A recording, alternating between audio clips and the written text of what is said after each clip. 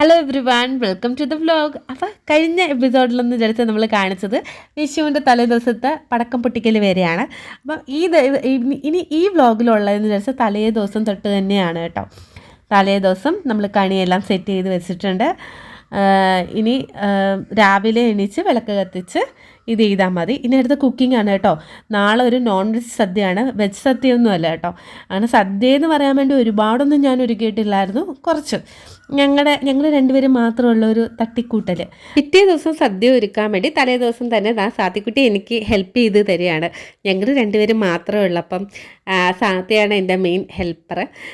അരിയുന്നതൊക്കെ ആദ്യമേ അവളെ കൊണ്ട് അരിയിപ്പിക്കാനൊക്കെ എനിക്ക് ഭയങ്കര ടെൻഷനായിരുന്നു കേട്ടോ. എങ്കിലും ഞാനൊരു 100 വട്ടം പറയും കൈ സൂക്ഷിക്കണമെന്ന്. അപ്പോൾ സാത്യ ലാസ്റ്റ് പറയാം, അമ്മയൊന്ന് അടയ്ക്കുമോ, ഞാൻ സൂക്ഷിച്ച് തന്നെയാണ് ചെയ്യണേന്ന്. അവൾക്ക് അതിലൊക്കെ ഭയങ്കര ഇൻട്രസ്റ്റ് ആണ്. പിന്നെ ഈ ഇൻട്രസ്റ്റ് എന്ന് പറയുമ്പോൾ ഒരാഴ്ച ചിലപ്പോൾ അവൾക്ക് ഇൻട്രസ്റ്റ് കാണും, പിന്നെ ഒന്നും കാണത്തില്ല. അപ്പോൾ രാവിലെ എണീച്ച് നമുക്ക് ഐശ്വര്യമായിട്ട് വിളക്ക് കത്തിച്ച് തന്നെ ഈ ഒരു ദിവസം നമുക്ക് തുടങ്ങാം. അന്നേരം നന്നായിട്ട് പ്രാർത്ഥിക്കുക. ഇതല്ല ഞങ്ങളുടെ ഒരു പൂജ ഏരിയ. പിന്നെ ഞാൻ പറഞ്ഞില്ലേ, ഈ ഒരു വീടെന്ന് വിചാരിച്ചാൽ 800 സ്ക്വയർ ഫീറ്റ് മാത്രമേ ഉള്ളൂ. അപ്പോൾ ഒരുപാട് സ്ഥലത്തിന് നമുക്ക് ലിമിറ്റേഷൻസ് ഉണ്ട്. അപ്പോൾ ഈ ഒരു കോർണറിലാക്കിയിട്ടാണ് ഞങ്ങൾ ഇത് ഒരുക്കിയിരിക്കുന്നത്. ഈ പുതിയ വീട്ടിലെ എനിക്ക് തോന്നുന്നത് 2ാമത്തെ വിഷുവാണ് കേട്ടോ. അന്നേരം നമ്മൾ സാത്തിക്കുട്ടിയെ കണി കാണിക്കുകയും പിന്നെ അവൾക്ക് കൈനീട്ടം കൊടുക്കുകയും ചെയ്യണം. അതാണ് കേട്ടോ. കഴിഞ്ഞ വിഷുവിന് നിങ്ങൾക്ക് ഓർമ്മയുണ്ടോയെന്ന് പറഞ്ഞിട്ട് നമ്മൾ ഡൈനിങ് ടേബിളൊന്നും വാങ്ങിയിട്ടില്ലായിരുന്നു.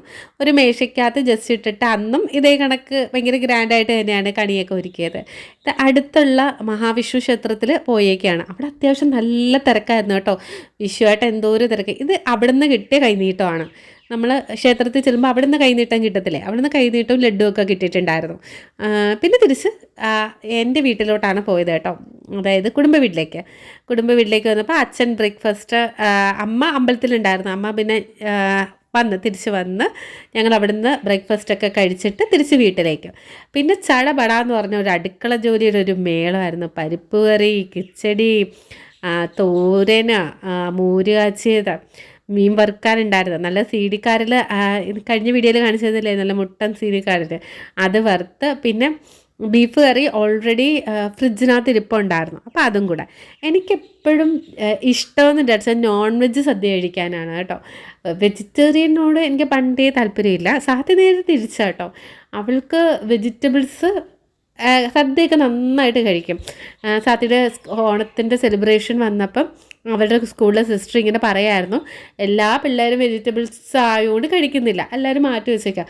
സാത്തി ആ ഒരില ക്ലീനാക്കി തന്നെ കഴിച്ചു. അപ്പം നമ്മുടെ മുട്ടൻ സീരിക്കാരിൽ ഇങ്ങനെ വറുത്ത് വെന്തുകൊണ്ടിരിക്കുകയാണ്.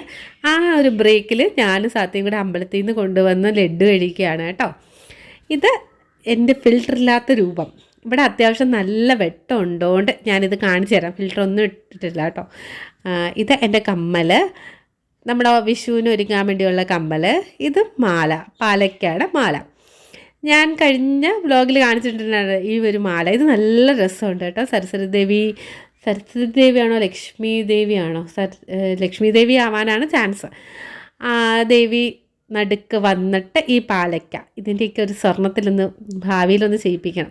നല്ല രസമുണ്ട്. എനിക്ക് അതായത് നമ്മൾ ട്രഡീഷണൽ ഡ്രസ്സ് ഇടുമ്പം ട്രഡീഷണൽ ഓർണമെൻറ്റ്സും ഇടുന്നത് എനിക്ക് ഭയങ്കര ഇഷ്ടമുള്ള ഒരു കാര്യമാണ്. ഒരു ഇടയ്ക്ക് വെച്ച് ഞാനിങ്ങനെ കുറേ മേടിക്കുമായിരുന്നു കേട്ടോ. ഇപ്പം അത്യാവശ്യം സ്റ്റോക്ക് ഉള്ളതുകൊണ്ട് തന്നെ ഒന്നും മേടിക്കുന്നില്ല. ഇത് പക്ഷേ കണ്ടപ്പം എൻ്റെ കയ്യിൽ ഈ ഒരു ടൈപ്പില്ല.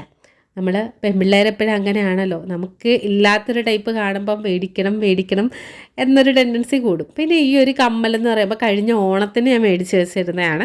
ഒരു കടയിൽ കണ്ടിട്ട് എനിക്ക് ഒരുപാട് ഇഷ്ടപ്പെട്ടു. ഞാൻ അന്നേരം ഒന്നും വലുതായിട്ട് ഇട്ടില്ലായിരുന്നു. ഇന്നത് ഇട്ട് നോക്കാമെന്ന് വിചാരിച്ചു. അപ്പോൾ അതും തമ്മിൽ ഒരുമിച്ച് സെറ്റോട് മേടിച്ചില്ലെങ്കിലും രണ്ടും ഒരേ സെറ്റായിട്ട് തോന്നും. പക്ഷെ കമ്മലിടാൻ കുറച്ചൊരു പാടുണ്ടായിരുന്നു. ഇതാണ് എൻ്റെ വിഷുവിൻ്റെ ഒരു ലുക്ക്. ഇനി നമുക്ക് ഫിൽറ്ററൊക്കെ ഇടാം കേട്ടോ. വീണ്ടും ഫിൽറ്റർ ഇടുമ്പോഴാണ് എനിക്കൊരു കോൺഫിഡൻസ്. പിന്നെ ആകെ കൂടി എൻ്റെ ഒരു പോരായ്മയെന്ന് വെച്ചാൽ മുടിയാണ് കേട്ടോ. എൻ്റെ മുടിയിലൊട്ടും തന്നെ തലയിലൊട്ടും മുടിയില്ല, എല്ലാം പൊഴിഞ്ഞു. ഒന്ന് എനിക്ക് തൈറോയിഡിൻ്റെ പ്രശ്നമുണ്ട്. പിന്നെ ആവശ്യത്തിലധികം തലയിലിങ്ങനെ ഒരു ടെൻഷനോ അങ്ങനെ വരുമ്പോഴും മുടി പൊഴിച്ചിട്ടുണ്ടല്ലോ. എന്നിട്ട് നമ്മൾ സദ്യയുടെ വിഭവങ്ങളിലേക്ക് പോവാം. അപ്പോൾ ഇതെല്ലാം കൂടെ വന്നു. അപ്പോൾ ആൻറ്റി ഞാൻ പറഞ്ഞില്ലേ ഇന്നലെ ആൻറ്റി അവിടെ നിന്ന് തന്നെയാണ് ഒരു മാങ്ങ അച്ചാർ, നാരങ്ങ അച്ചാർ, ഇഞ്ചിയൊക്കെ അപ്പുറത്തെ വീട്ടിലെ ആൻറ്റിയുടെ സംഭാവനയാണ്. ഇവിടെ നിങ്ങൾ രണ്ടുപേരല്ലേ ഉള്ളൂ, സദ്യയൊക്കെ ഒരുക്കുന്നതിന് നല്ല സന്തോഷമായിട്ടിരിക്കും. ശരിക്കും പറഞ്ഞാൽ അങ്ങനെ രണ്ടുപേരുള്ള ഒരു സിംഗിൾ മദർ ലൈഫ് എന്ന് പറയുമ്പം നമുക്ക് ഒരുപാട് സപ്പോർട്ടൊക്കെ കിട്ടുന്നുണ്ട് കേട്ടോ. അങ്ങനെ സപ്പോർട്ട് ഇല്ലായ്മയൊന്നുമില്ല. നമുക്ക് സ്വന്തമായിട്ട് ഫിനാൻഷ്യലി നമ്മൾ സ്വന്തം കാലിൽ ജീവിക്കുമ്പം ബാക്കിയുള്ളവർ നമ്മളെ റെസ്പെക്റ്റ് ചെയ്യാൻ തുടങ്ങും. അതൊരു എൻ്റെ ഒരു അനുഭവത്തിൻ്റെ വെളിച്ചത്തിലാണ് കേട്ടോ പറയുന്നത്. ആരെയും കണ്ടിട്ടോ കേട്ടിട്ടോ ഒന്നുമല്ല. നമുക്ക് ആ ഒരു റെസ്പെക്റ്റും കിട്ടും. പിന്നെ നമ്മൾ കഴിയുന്നതും ആരെയും ഒന്നിനും ശല്യം ചെയ്യാൻ പോവാതിരിക്കുക. അപ്പോൾ ആ ഒരു റെസ്പെക്റ്റ് നിലനിൽക്കും. അങ്ങനെ ഒറ്റയ്ക്ക് ജീവിക്കണോണ്ടാവാം എനിക്കെന്തോ എന്നറിയത്തില്ല, എനിക്ക് ഭയങ്കര സന്തോഷമാണ്. കാരണം നമ്മൾ സെലിബ്രേഷൻ ഓർഗനൈസ് ചെയ്യുമ്പോൾ സാത്തി എടുത്ത് ചോദിക്കുന്നു, ഞങ്ങൾ പ്ലാൻ ചെയ്യുന്നു, പിറ്റേ ദിവസം അത് ഇംപ്ലിമെൻറ്റ് ചെയ്യുന്നു, കറങ്ങാൻ പോകണോ അവിടെ പോവുക, സദ്യ ഒരുക്കണോ അതായിക്കോട്ടെ. അങ്ങനെ കുറ്റവും കുറവും പറയാൻ വേണ്ടി ആരും തന്നെ ഇല്ല, സപ്പോർട്ട് ചെയ്യാനും അങ്ങനെ പ്രത്യേകിച്ച് ആരുമില്ല. അങ്ങനെ ഒരു അവസ്ഥയുണ്ടല്ലോ, എനിക്കറിയത്തില്ല എത്ര ആൾക്കാരുടെ ലൈഫിൽ അങ്ങനെയൊക്കെ അവസ്ഥ കാണുമെന്ന്. അതുകൊണ്ടൊന്നും ഇല്ലാത്തതുകൊണ്ട് ഒരു തലവേദനയില്ല. അന്നേരം സദ്യ ഈ പ്രാവശ്യം വിളമ്പുന്നത് നമ്മുടെ സാത്തിക്കുട്ടിയാണ് കേട്ടോ. ആദ്യമേ ഇഞ്ചി വിളമ്പിയപ്പോൾ ഒന്ന് ചീറ്റിപ്പോയി.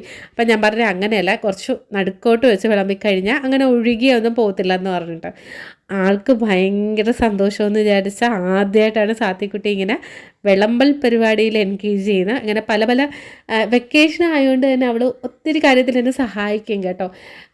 ശരിക്കും വീഡിയോസ് കാണുമ്പോൾ ചിലവർ ഓരോ കൊച്ചിനിട്ടങ്ങ് ജോലി ചെയ്യിപ്പിക്കുന്ന അങ്ങനെയൊന്നുമല്ല. അവൾക്ക് ഇൻട്രസ്റ്റ് ഉണ്ടെങ്കിൽ അവൾ ചെയ്യും. അപ്പോൾ അവൾ ചെയ്തില്ലെന്ന് പറഞ്ഞ് ഞാനൊന്നും പറയാൻ പോകുന്നില്ല.